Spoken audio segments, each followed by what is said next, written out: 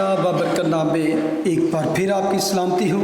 جیسے کہ ہم کلام مقدس میں سے بک آف ایکٹس کی سٹڈی کر رہے ہیں، تو آج ہم اس کے 26ویں باب کو پھر دیکھیں گے۔ ہم کو اگر یاد ہو تو لاسٹ ٹائم ہم نے جو 11 ورسز ہیں اس پر غور کیا۔ وہاں پر کیا ہے کہ پالوس رسول اگرپا بادشاہ کے سامنے کھڑا ہے، اس کی اسپرٹ جو ہے ڈاؤن نہیں ہے، ہی از فل آف اسپرٹ، کہ یہاں پہ بگ پارٹی تھی، جو اس علاقے کے بڑے بڑے عمرہ تھے، جو بڑے بڑے لوگ تھے، وہ یہاں پہ انوائٹڈ تھے، کہ اس کی بجائے کہ پول زیادہ زور اپنی صفائی یا ڈیفینڈ کرنے پہ دے، وہ اس موقع کو استعمال کرتے ہوئے وہ منادی کرتا ہے۔ تو یہاں اس کے پاس بڑا موقع تھا کہ عام طور پہ روڈ پہ، گلی پہ، وہ کوچوں میں عام لوگوں کے، تو وہ منادی کرتا ہی تھا، لیکن یہ چانس جو اس کے پاس ہے، اس کو پتا تھا کہ اس طرح کی موقع مجھے پھر شاید کبھی نہ آئے کہ میں اتنی بڑی بڑی ہستیوں کے سامنے خدا یسوع مسیح کی منادی کروں۔ He got this glorious chance۔ تو یہاں آپ دیکھیں گے کہ بجائے اس کے کہ وہ اس بات کو ڈیفینڈ کرے کہ او میں مارا گیا، میرے الزام لگایا، یہ کیتا ہے، وہ اس موقع کو خدا کے کلام کے لیے اور اپنی گواہی کو کس طرح یہاں پہ استعمال کرتا ہے۔ ایک طرح سے اٹیکنگ اسپرٹ، اٹیک پازیٹیولی میں کہہ رہا ہوں کہ کسی نے بڑی خوبصورت اس منظر کی تصویر کھینچی ہے کسی خدا کے خادم نے۔ وہ کہتا ہے کہ اگر روحانی نقطہ نظر سے دیکھے تو اگرپا بادشاہ قابل رحم شخص نظر آتا ہے، جبکہ پالوس رسول ایمان کے پروں پر بلند پروازی کر رہا ہے۔ وہ اپنے ماحول اور حالات سے بے حد بلند تھا، یعنی کہ ایک قید و بند میں جکڑا ہوا بادشاہ اور ایک تخت پر جلوہ افروز قیدی۔ اس کو اس وقت یہ نہیں فکر تھی کہ میں چین میں جکڑا ہوا ہوں، مجھ پر مقدمہ چل رہا ہے، تو یہاں پہ وہ ایک دبا ہوا کمزور یا مجبور شخص نہیں، بلکہ ایمان کی بلندی پر نظر آ رہا ہے اپنے ارد گرد کے ماحول سے کہ میں کن لوگوں میں، جبکہ ان کے سامنے یہ ایک عام سا، ایک غریب سا، مجروح سا شخص نظر آ رہا، لیکن وہ اسپرچول طور پہ بلندیوں پر پرواز کر رہا تھا۔ اور اب وہ دوبارہ اپنے حالات زندگی کی طرف آتا ہے۔ میرا پاسٹ کیا رہا تھا اس کو کیسے کہ میں سے، اور جس طرح یہ آج مجھ پر مقدمہ کر رہے ہیں، جس طرح یہ میرے خلاف ہیں، اور جس طرح یہ مسیحی تحریک کے خلاف ہیں، مسیحیت کے خلاف ہیں، اس فرقے کے، اس گروپ کے، میں بھی اسی طرح ہی تھا۔ میں بھی اتنا ہی پیشن رکھتا تھا، بلکہ میں دیوانہ بن گیا تھا اور غیر شہروں میں بھی جا جا کر انہیں ستاتا تھا۔ تو ورس 12 سے وہ پھر اپنے حالات کو اسی طرح شروع کرتا ہے۔ وہ اپنی اس وحشیانہ مہم کو جو اس نے مسیح پر ایمان رکھنے والوں اور اس طریق پر چلنے والوں کے لیے لگا رکھی تھی، اس بارے میں پھر سے بات کرتا ہے کہ جب میں اتنا دیوانہ ہو گیا کہ یہودیہ، یروشلم، سامریہ چھوڑ کر میں دوسری جگہوں پہ بھی جانا شروع کر دیا، اور اسی مہم میں جب میں جاری تھا تو وہاں میرے ساتھ کیا ہوا۔ 12ویں آیت سے 18ویں آیت تک میں پڑھوں گا۔ اسی حال میں سردار کاہنوں سے اختیار اور پروانے لے کر دمشق کو جاتا تھا، تو اے بادشاہ، میں نے دوپہر کے وقت راہ میں یہ دیکھا کہ سورج کے نور سے زیادہ ایک نور آسمان سے میرے اور میرے ہم سفروں کے گردا گرد آ چمکا۔ جب ہم سب زمین پر گر پڑے تو میں نے عبرانی زبان میں یہ آواز سنی کہ اے سول، اے سول، تو مجھے کیوں ستاتا ہے؟ پینے کی آر پر لات مارنا تیرے لیے مشکل ہے۔ میں نے کہا اے خداوند تو کون ہے؟ خداوند نے فرمایا میں یسوع ہوں جسے تو ستاتا ہے، لیکن اٹھ اپنے پاؤں پر کھڑا ہو، کیونکہ میں اس لیے تجھ پر ظاہر ہوا ہوں کہ تجھے ان چیزوں کا بھی خادم اور گواہ مقرر کروں جن کی گواہی کے لیے تو نے مجھے دیکھا ہے، اور ان کا بھی جن کی گواہی کے لیے میں تجھ پر ظاہر ہوا کروں گا، اور میں تجھے اس امت اور غیر قوموں سے بچاتا رہوں گا جن کے پاس تجھے اس لیے بھیجتا ہوں کہ تو ان کی آنکھیں کھول دے، تاکہ اندھیرے سے روشنی کی طرف اور شیطان کے اختیار سے خدا کی طرف رجوع لائیں، اور مجھ پر ایمان لانے کے باعث گناہوں کی معافی اور مقدسوں میں شریک ہو کر میراث پائیں۔ آمین۔ خداوند کا شکر ادا کرتے ہیں اس امیزنگ ٹیسٹ منی کے لیے۔ بک آف ایکٹس میں یہ تیسری دفعہ مرقوم ہے۔ اس کو آپ چیپٹر 9 میں پڑھ سکتے ہیں، چیپٹر 22 میں اور اس کے بعد یہاں پر اس کے علاوہ بھی اس نے مختصر دوسری جگہ پہ بھی اس کو شیئر کیا ہے، دوسرے خطوں میں بھی. لیکن اگر کبھی ٹائم ملے تو اگر آپ تینوں اکاؤنٹس کو اسپیشلی جو بک آف ایکٹس میں ہیں ان کو ملا کے پڑھیں تو آپ کو اور زیادہ بگ پکچر ملے گی.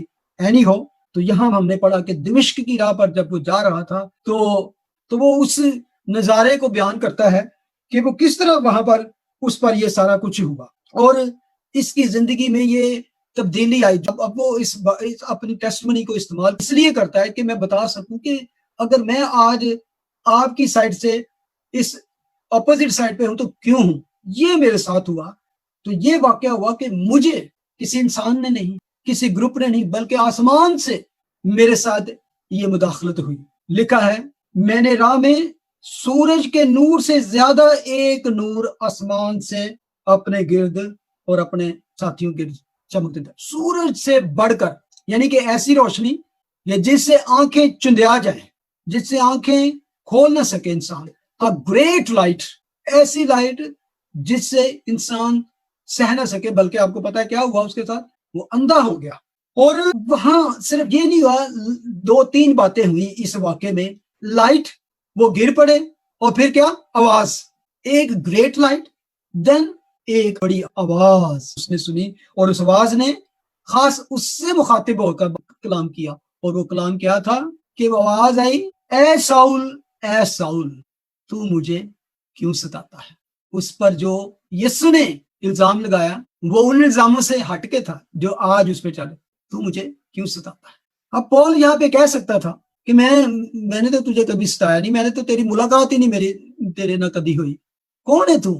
لیکن جس ریم میں وہ بات کر رہا تھا، ہی واز فلی اویک. بے شک اس کی آنکھیں تو بند تھی، لیکن اس کی سینسز پوری طرح اجاگر تھی، جاگ رہی تھی. وہ انڈرسٹینڈ کر رہا تھا کہ کیا بات ہو رہی. کیونکہ جب خداوند نے اسے کہا کہ تو مجھے کیوں ستاتا ہے، تو اس کو سمجھ آ گئی کہ جس کو میں مردہ سمجھتا تھا، جس کو مسلوب کر کے مار دیا گیا تھا، he is not only alive, not only speaking, it's speaking from the heaven. آسمان سے وہ بات کرتا ہے. تو یہ ساری چیزیں فوراً ہی اس کو سمجھ آ گیا کہ جس شخص کے میں خلاف یہ مہم چلا رکھی ہے اور جس کے خلاف اس کے اگینسٹ میں جا رہا ہوں، وہ تو اصل میں خداوند ہے، اور اسرائیل کا مسیح ہے، آنے والا مسیح. یہ تو وہی ہے، اور اس کی روحانی آنکھیں تو اسی وقت اس کی کھل چکی تھی.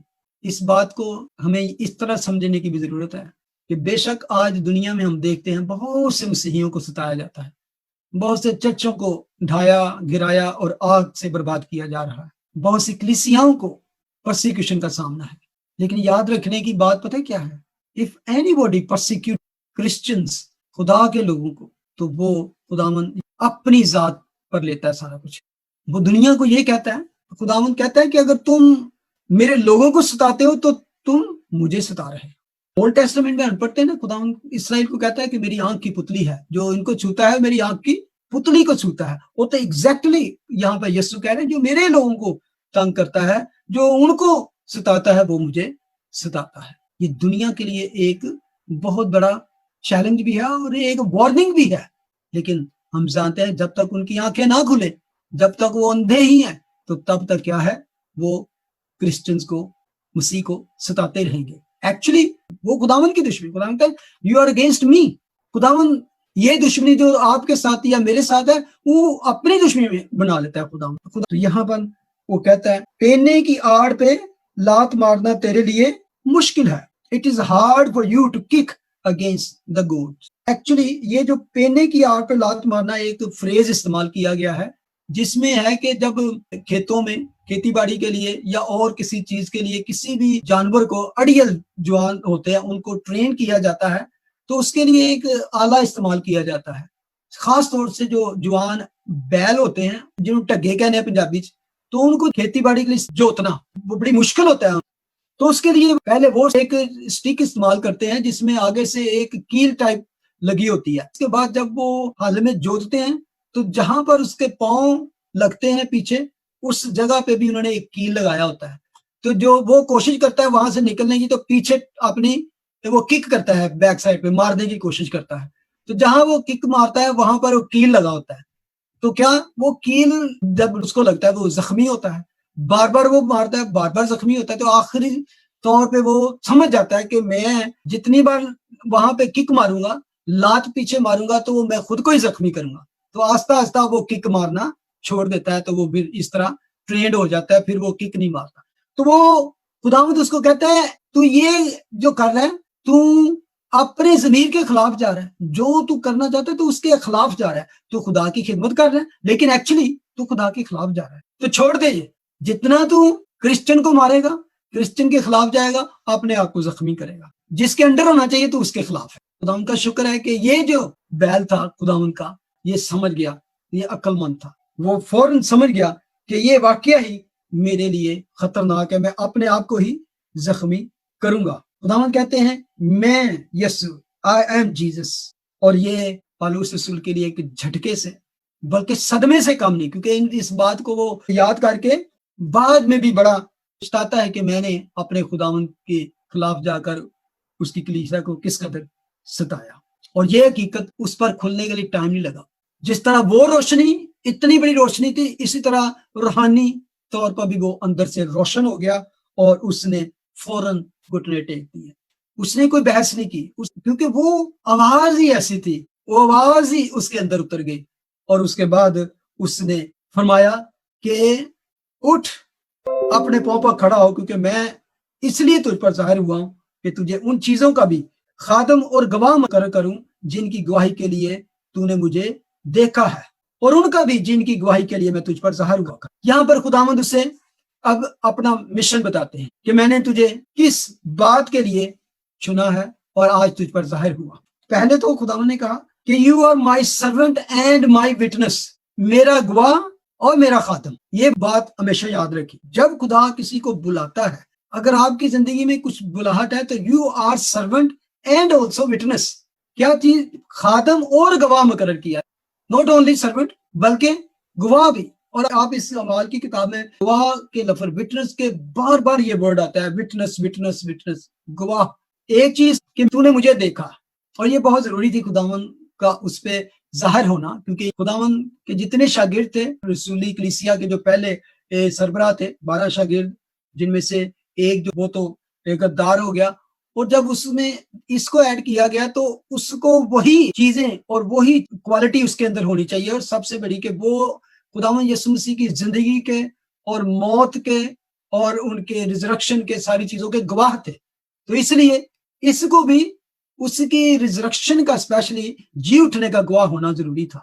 تو خداوند یسوع مسیح نے اس پر ظاہر ہو کر وہ کمی بھی پوری کر دی. یہ بڑی خوبصورت بات ہے اگلے ہے کہ نہ صرف اس بات کی تو گواہی دے گا کہ میں تجھ پر ظاہر ہوا اور میں نے تجھے کیا ایک کام سونپا, بلکہ میں آئندہ بھی تجھ پر ظاہر ہوا کروں گا. یہ بڑی اہمیت کی بات ہے اس بات کو سمجھنے کے لیے کہ خداوند یسوع مسیح آپ کو جب بھی کوئی ٹاسک یا ٹارگٹ دیتا ہے, وہ پورا نقشہ یا ہر چیز ڈیٹیل کے ساتھ آپ کو دے دیتا. آپ کو ابن ابراہیم کی یاد ہوگا کہ کس طرح خدا نے جب اس کو بلایا تو خداوند نے اس کو پورا نقشہ نہیں دے دیا, ہر چیز نہیں بتا دی, بس خدا نے کہا میرے پیچھے چل تو میں تجھے ایک بڑی قوم بناؤں گا. اس نے یہ نہیں کہا کہ کب کرے گا, کس طرح کرے گا, کدھر لے جائے گا, کیا کیا راستے میں ہوگا, مجھے کیا. نو, اوبیڈینٹ ہو کے فرما برداری سے وہ چل پڑا. تو جہاں جہاں خداوند پھر اس کو راستے میں سمجھاتا رہا. تو اسی طرح جب خداوند ہماری زندگی میں بھی کام کرتا ہے, ہمیں بلاتا ہے, تو وہ صرف آپ کو سب سے پہلے چاہتا ہے آپ کی فرما برداری. میں نے بلایا ہے, یس لارڈ آئی ایم ریڈی. جو آپ چلتے ہیں آپ کے لیے خداوند آگے راستے کھولتا جاتا ہے, آپ کے راستے تیار کرتا رہتا ہے. تو اور اس میں کیا ہوتا ہے کہ ساتھ ساتھ آپ کی وفاداری دیکھی جاتی ہے, میری وفاداری دیکھی جاتی ہے. تو اسی کے ساتھ ساتھ نئے دروازے بھی کھلتے ہیں. اور جو ہم خداوند کے ساتھ وفاداری کے ساتھ چلتے ہیں, ہماری زندگی میں خداوند کام کرتا ہوا نظر آتا ہے. تو یہاں پر بھی پول کے لیے اس وقت یہی تھا, اٹھ اور تو کھڑا ہو جا, اور میں تجھے خادم اور گواہ مقرر کر دیا ہے. اور دوسرا وعدہ کیا تھا خداوند نے جب اس کو کہا کہ اٹھ جا, تو پھر دوسری طرف حننیہ نام ایک شخص کو بھی تیار کیا کہ جا کے تو اس کے سر پہ ہاتھ رکھ, اور وہ تیرا انتظار کر رہا ہے. تو حننیہ نے تھوڑا سا ہیزیٹیٹ کیا کہ خداوند وہ تو دشمن ہے. انہوں نے کہا نہیں, ہوں دشمن نہیں لیا. تو بڑی خوبصورت خداوند نے اس کو بات کی. جب اس نے کہا یہ تو دشمن ہے, یہ تو ستاتا ہے, تو اس نے کہا اب میں اسے جتا دوں گا کہ میرے لیے اسے کد قدر دکھ اٹھانا پڑے گا. खुदावन ने उसको तसल्ली के लिए वादा भी किया। वर्स 17 में लिखा है, और मैं तुझे इस उम्मत और गैर कौमों से बचाता रहूंगा जिनके पास तुझे इसलिए भेजता हूँ। अच्छा, उसने वादा ये किया कि I am going to protect you, मैं तेरी हिफाजत करूंगा इस उम्मत से। सबसे पहले तो दुश्मन उसके कौन थे? यहूदी थे। उसे कहीं चैन ही नहीं रहने देते थे। कितने कितने साल भी वो जेल में बंद रहा, फिर भी जब भी मौका मिला उन्होंने कोशिश की किसी तरह इसका सर तन से जुदा कर दिया। कोई मौका मिले इसको मार डालें। बड़े बड़े प्लान किए, बड़े बड़े उन्होंने एक घात में लगा के बैठे, लेकिन खुदावन का वादा था जो ये कि मैं तुझे इस उम्मत से और गैर कौमों से बचाता रहूंगा। कब तक बचाता रहूंगा? जब तक तेरा काम पूरा ना हो जाए, जब तक जो टारगेट, जो टास्क जो मैंने तुझे दिया पूरी ना हो जाए, तब तक तुझे कोई कुछ नहीं कर सकता, कोई हाथ नहीं लगा सकता। और हम जानते हैं कि ये ही वो शख्स है जो तीमुथियुस को खत लिखते हुए दूसरे खत में आखिरी दफा लिखता है कि मैं अच्छी कुश्ती लड़ चुका, मैंने दौड़ को खत्म किया, मैंने ईमान को महफूज रखा। वंडरफुल। ये क्यों कर सका? क्योंकि खुदावंद उसके साथ था। खुदावंद ने अपना वादा पूरा किया और उसने अपना गोल पूरा किया। किसी भी हालत में अपनी बुढ़ाहट को या अपनी उस जिम्मेदारी को भूला नहीं। कैद में हो या कहीं मुसीबत में हो, दुख में हो, हर टाइम उसका यही था कि मैं किसी मौके को खो ना दूं। वर्स 18 में लगे, तो उनकी आंखें खोल दे ताकि अंधेरे से रोशनी की तरफ और शैतान के इख्तियार से खुदा की तरफ रुजू लाएं और मुझ पर ईमान लाने के बायस गुनाहों की मुआफी और मुकद्दसों में शरीक होकर मिरास पाएं।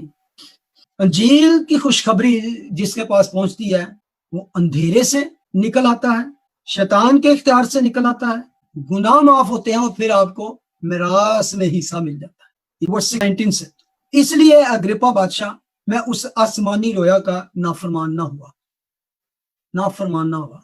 कई दफा हमारी जिंदगी में खुदावन के साथ जब हम कमिटमेंट करते हैं तो हमारे जिंदगी में कोई प्लान होते हैं जो खुदा की तरफ से होते हैं, जो आप खुदा के लिए या आप कलीसिया के लिए या आप खिदमत में करना चाहते हो, जो भी तोड़े हैं उनको इस्तेमाल करना चाहते हैं। हम बड़े जोश से कुछ काम शुरू करते हैं खुदा के लिए स्पेशली, लेकिन अक्सर औकात उसमें पूरे नहीं उतर पाते। ये नहीं कोई गुनाह हमारी जिंदगी में आ जाता है इसलिए हम अपनी उस बुलाहट को या अपनी उस जो कमिटमेंट है पूरा नहीं कर पाते। कई दफा हमारे इर्द गिर्द के हालात हमें स्लो कर देते हैं। हमारी जिंदगी में बहुत सी डिजायर्स भी होती हैं, बहुत सी जिम्मेदारियां भी होती हैं, हमारी फैमिलीज भी हैं, हमारे कारोबार भी हैं और हमारे इर्द गिर्द दोस्त हैं, और फिर कई दफा हालात ऐसे पैदा कर देते हैं कि हम अपनी इस जो कमिटमेंट है उसमें स्लो हो जाते हैं। यहाँ पर पॉल एक बहुत बड़ी हमें नसीहत करता है और उससे हमें ये सबक मिलता है। उसने कहा कि मैं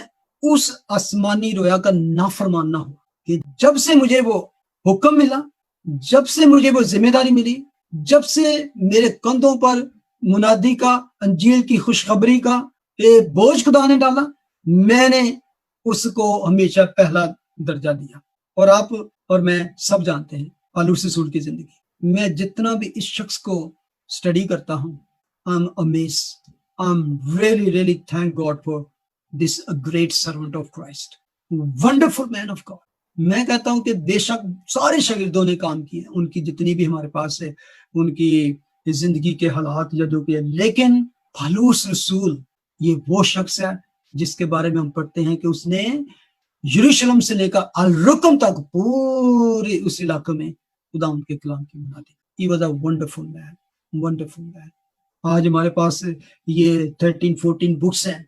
ये चीजें हमें बताती हैं कि पालूस रसूल का पैशन, पालूस रसूल की लगन और मोहब्बत अपने खुदा के साथ, उस रोया का, उस हुक्म का वो नाफरमान कभी ना हुआ। तो कहां से उसने शुरू किया? कहते हैं जहां पे था, जहां पे ये वाकया हुआ, कौन सी जगह थी? दमिश्क।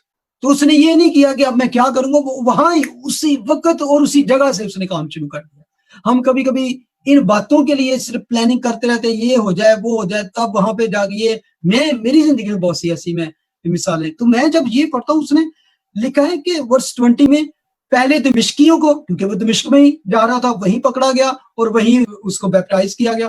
पहले दमिश्कियों को, फिर यरूशलेम और सारे मुल्क यहूदिया के बशिंदों को और गैर कौमों को समझाता रहा कि तौबा करें, خدا کی طرف رجوع لا کر توبہ کے موافق کام کریں، اور انہی باتوں کے سبب سے یہودیوں نے مجھے ہیکل میں پکڑ کر مار ڈالنے کی کوشش کی، لیکن خدا کی مدد سے میں آج تک قائم ہوں۔ واہ! خدا نے جو وعدہ کیا تھا اس کو یاد تھا، اس نے کہا لیکن خدا کی مدد سے آج تک میں قائم ہوں۔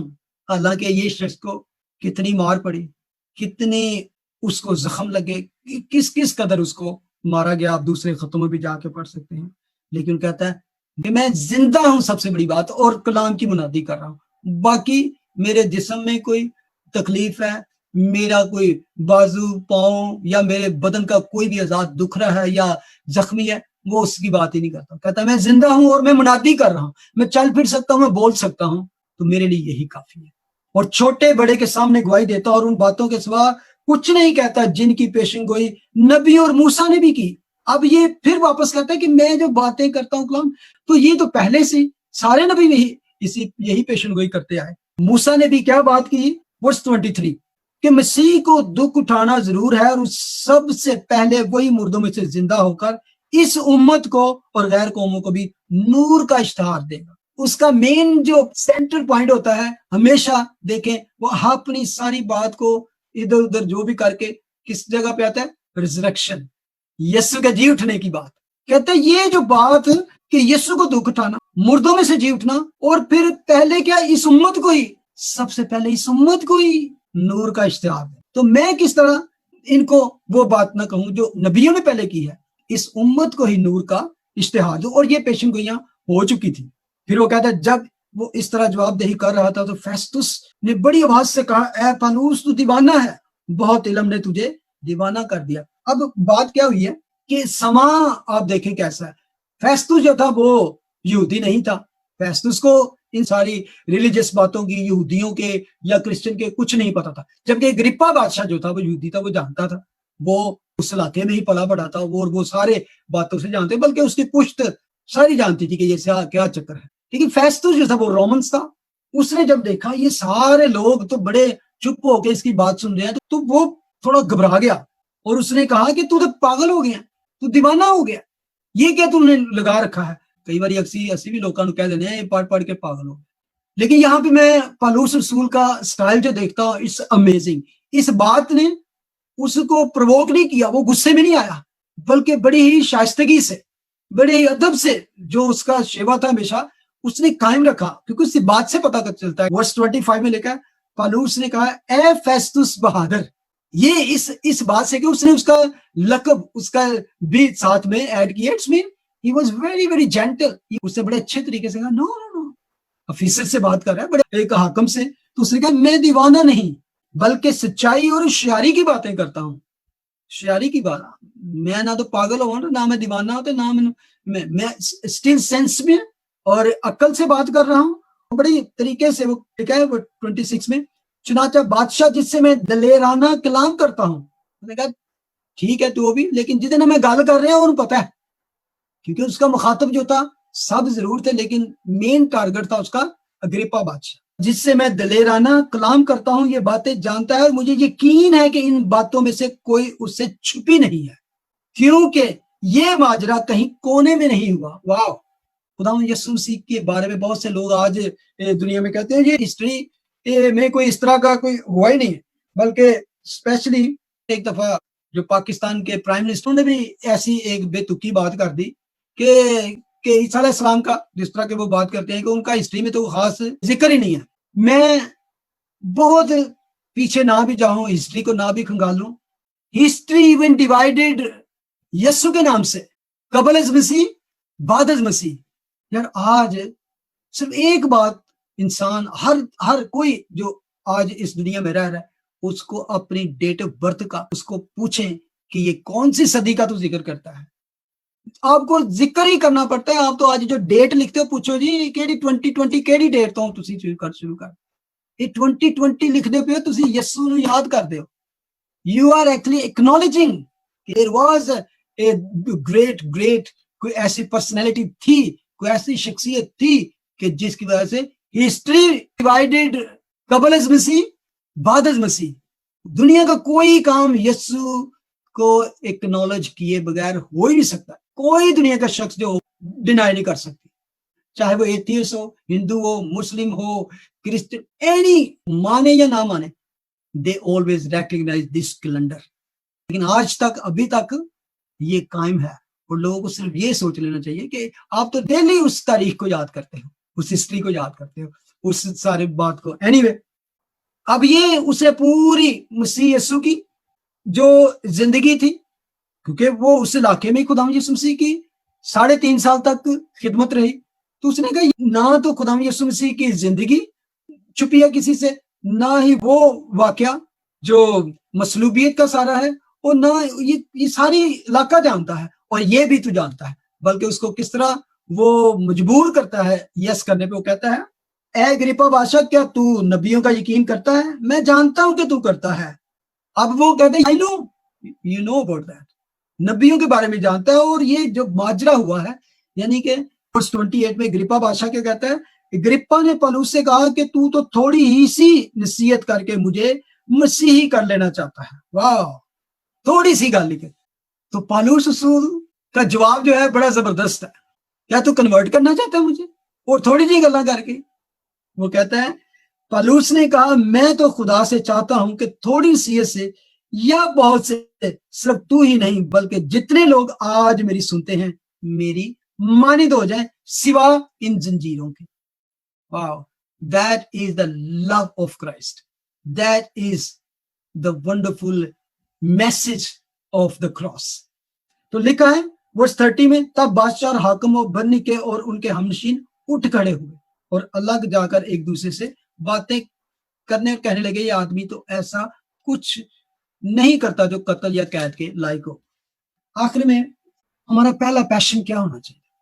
हमारा पहला टारगेट क्या होना चाहिए? हमारा पहला टारगेट और पैशन खुदा होना चाहिए।